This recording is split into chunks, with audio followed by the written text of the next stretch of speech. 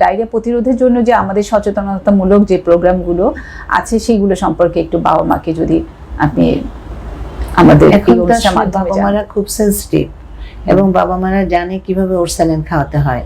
ওরসালাইন যখন পাবে না, যদি রাত বিরাতে ওরসালাইনের সমস্যা হয়, ওরসালাইন যদি ঘরে না থাকে, সেক্ষেত্রে আমরা ভাতের মার খাওয়াতে বলি, জিরা পানি খাওয়াতে বলি, ডাবের পানি খাওয়াতে বলি, হ্যাঁ, ইভেন দেন গুড়ের শরবত খাওয়াতে বলি।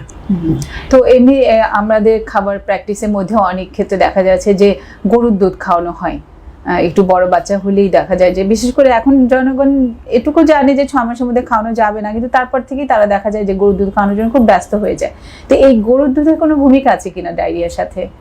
অবশ্যই, কারণ গরুর দুধে যে প্রোটিনটা থাকে সেটা হচ্ছে কেসিন। এই কেসিনোজেনটা কিন্তু খুব অ্যালার্জিক বাচ্চাদের জন্য, শিশুদের জন্য, এবং এটা অ্যালার্জিক ডায়রিয়া করে। কাউস মিল্ক প্রোটিন অ্যালার্জি করে। এই কাউস মিল্ক প্রোটিন অ্যালার্জিটা অত্যন্ত খারাপ একটা জিনিস। এটা বাচ্চাদের ডায়রিয়া করবে এবং বাচ্চাদের অ্যালার্জি করবে, বাচ্চাদের কিন্তু এটা শান্তি দিবে না। কিন্তু মায়ের দুধে যে প্রোটিনটা আছে সেই প্রোটিনটা হচ্ছে রোগ প্রতিরোধক শক্তি বাড়াবে, এই ডায়রিয়া, নিউমোনিয়া এগুলি থেকে প্রতিরোধযোগ্য।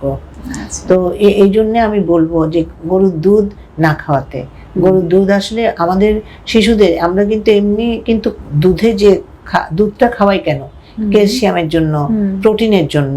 সেই ক্যালসিয়াম প্রোটিন তো দুধ ছাড়া অন্য খাবারেও আছে। অতএব দুধ যে আমাদের খাওয়াতেই হবে বাচ্চাকে সেটা না।